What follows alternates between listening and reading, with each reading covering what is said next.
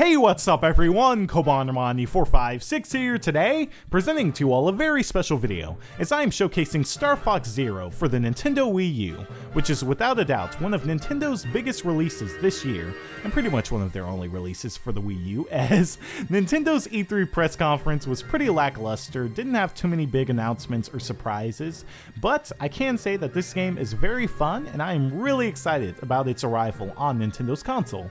So, for this video, I'm going to be giving you all my impressions on this game and kind of talk about how it works, the pros and cons, and if you all do find this video informative, make sure to drop a like in the comment, as it really helps out these videos tremendously and my channel. And let me know in the comments below if you all like to see a playthrough on this game when it comes out, and maybe StarFox 64 3D before it comes out to kind of build up the hype for it. But anyway, let's go ahead and talk about this game. So as you all can see, I'm playing through Corneria, the first stage in this game, and it's very similar to StarFox 64 3D.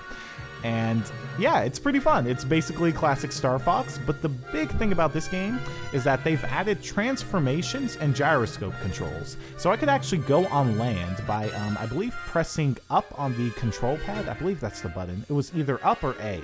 But basically, you press that button and it allows you to go into, vehicle mode, to where you can actually go on the ground and kind of take out enemies and, stuff on the ground and all that stuff. So I think it's really cool that you can actually transform. Kind of reminds me of, like Mario Kart, Sonic All-Stars Racing Transformed, all that stuff. But you can actually do it on your own whim, whenever you want, unless, you're in all-range mode or whatever, to where I think you're actually stuck in that mode. But, yeah, the big thing that's changed about the gameplay, though, are the gyroscope controls, as this game is very reliant on them. You can't really just use them as an option like in StarFox 64 3D, to where if you wanted to actually use them, you could, and if you figured out how to, get adjusted to gyroscope controls, you could actually be way more accurate than just using a control stick.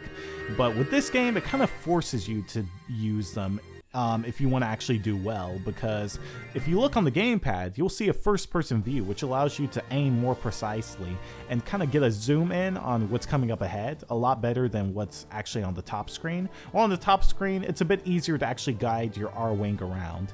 So it's a little bit disorienting, always looking up and down.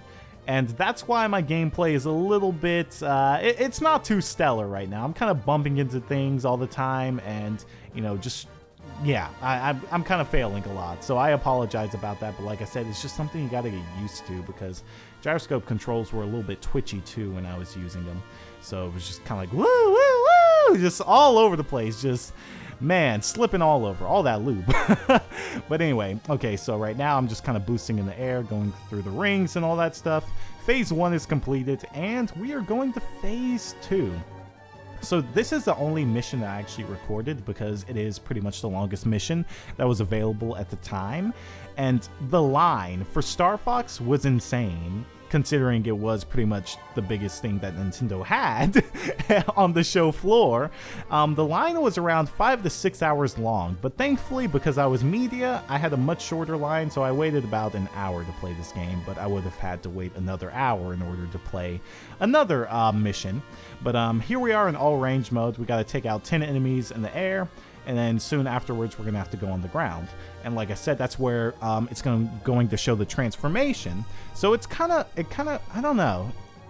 I just really like how you can easily transition between the two, and the controls feel very fluid, especially when you're on the ground. I really love the controls on the ground. But right now we got Slippy being stupid and all that stuff. And here we go. So this is where we're like in all range mode, and around here, whenever you get like kind of go into a circular motion around the bosses or whatever, that's when you're going to actually really have to look on your gamepad to see what's going on. And right now we got ourselves some chibi-robo spiders coming on the ground, so we're gonna have to go into ground mode. And look at this, it's like a little robot chicken or whatever. A little reference to Nintendo's past E3 conference. But yeah, so if you actually press up, I believe, on the analog stick, on the right analog stick, by the way, you can actually do a little bit of a hover, which on the bottom, right underneath it, it shows a gauge to kind of show you how long you can actually hover. And then you can also boost on the ground, which is pretty cool. But here, what you're supposed to do is charge up your charge shots and hit the top of these spiders in order to defeat them. So what we have to do is clear out the area, and then once we do that, then we can take on against the boss. So see there, look at this. They really look like those spy doors from Chibi-Robo. I don't know if y'all ever played that game for the Nintendo GameCube, but definitely one of the best games I've ever played on just in general. An amazing game. But all right, so we're just running around here. Nothing really too much to say. You know, see there, the boost gauge is also what you see underneath the actual ship that we're in. But okay. So we've already talked about how this game works, you know, everything like that. The pros for it, like I said, it's a very fun game. You know, the controls are very fluid and everything. It's just that there's a very high learning curve to it, and I kind of wish it didn't really heavily rely on the gyroscope controls. I mean, I know that, you know, it should be I feel like it should be more of an option to where you don't feel like you're forced to use them. But, you know, I don't know. I guess Miyamoto just wants you to kind of focus on that. It's kind of like Skyward Sword, I guess, to where once you actually get used to it, it really can enhance the gameplay. So I can't really say that it's a bad thing. It's just something that's a little bit weird to get used to. So that's one thing. But another one kind of slight con, but it's not really anything that affects the gameplay, which is why, you know, I'm extremely excited about this game, you know, just solely because of the gameplay. The game graphically really isn't that impressive. I don't know if you all noticed. In fact, it's kind of crazy. This trailer, when it was uploaded onto Nintendo's channel, it got a ton of hate comments. So many people just bashing on the game. And just, you know, when Nintendo actually uploaded all their E3 trailers, people were hating on Nintendo so hard. Like, if you look at the Metroid Prime game that was released for 3DS or whatever, people got so pissed off. It had a ratio of like 1,000 likes to 11,000 likes, 11,000 dislikes on the first day. It was just completely destroyed. And yeah, that's kind of what happened with this game too. A lot of people were bashing on the graphics on it, and not gonna lie, I can completely understand why, because if you look at this game, even when looking at it in person, like, this game isn't really that pretty. In fact, it looks like StarFox 64 3D upscaled. And just something really funny, this is not even a joke. It took me 10 tries to actually record this update because, you know, every once in a while I kind of messed up on the intro, but like 4 or 5 times I actually said, "Hey, what's up everyone, Kobanomani456 here today, presenting to you all a showcase on StarFox 64 3D," because I keep thinking, like, this game looks so much like StarFox 64 3D, but just upscaled. It's not that impressive. Like, the textures and everything don't really look that great. The water looks pretty much exactly the same as, you know, the 3D remake of StarFox 64. So yeah, it is a letdown. And, you know, graphics don't make a game, they don't ruin a game or anything like that, because the game still runs at a very smooth 60 frames per second, so that's very good. And you know, like I said, I don't need the best, you know, mind-blowing graphics or whatever, but it's like, you know, hey, I mean, Nintendo, you don't really have online multiplayer for this game, which is another big con I'm going to talk about in just a second. And, you know, it's not, like I said, it's not even that, it doesn't look demanding at all, and that was their excuse for why there wasn't online multiplayer, because they were focusing on the graphics for this game. And it's just like, hello? Like, look at this.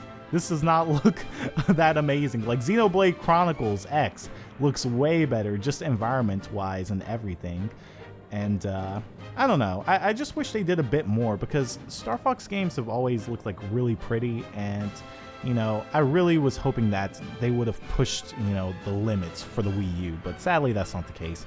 But see there, look at that. That was all range mode. We took out the Nintendo version of the Egg Genesis from Sonic 06.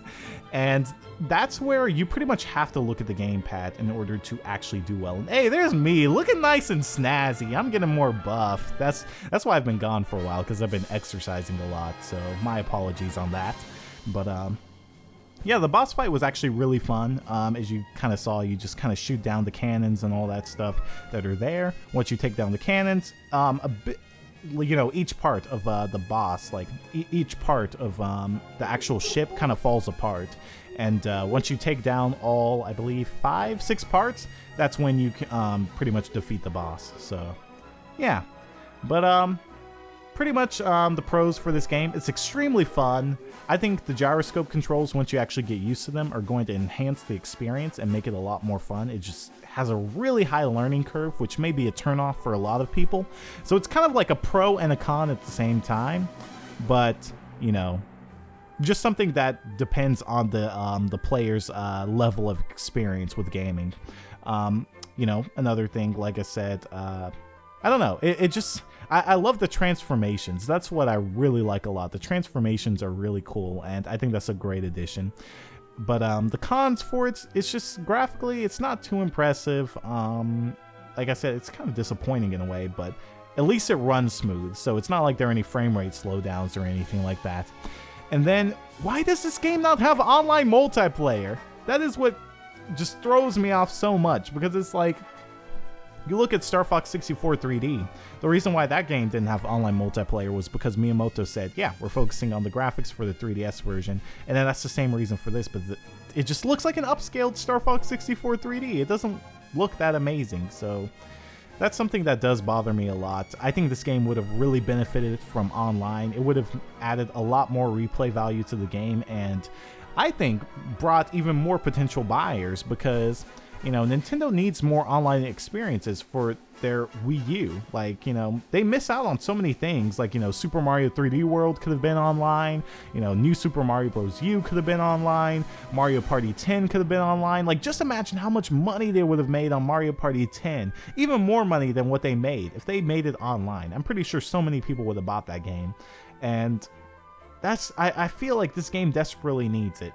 Now, Miyamoto did say that, you know, he may add it later on in the future and all that stuff, but I'm kind of tired of Nintendo releasing games that are incomplete, you know?